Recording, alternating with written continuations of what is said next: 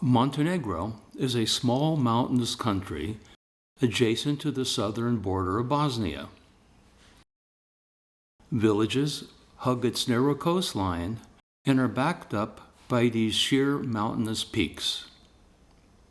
Our cruise took us to Kotor, which is a fortified medieval town at the end of this bay and surrounded by limestone cliffs.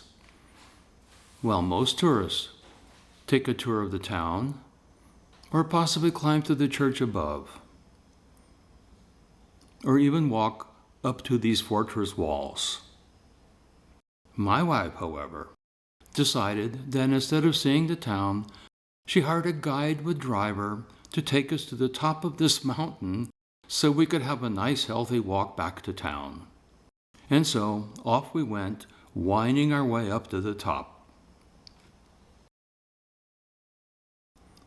We ended up being dropped off by this restaurant from where we started our walk.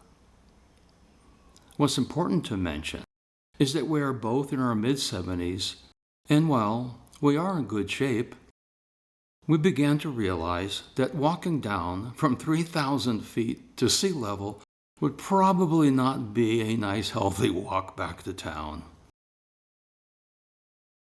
Initially, the forest walk was mostly pleasant. Nice alpine temperature with lots of oak and pine bordering the trail.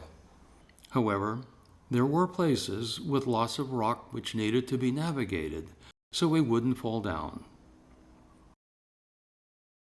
As we neared the end of the forest, the landscape started to open up, which led to a plateau and a magnificent view of the valley below. We could even see part of the windy road which brought us to the top.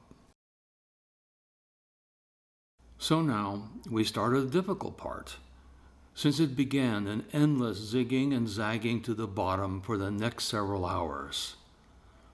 The monotony of walking back and forth and back and forth, and at the same time navigating around the rocks to make sure we didn't trip, made it very difficult for us seniors.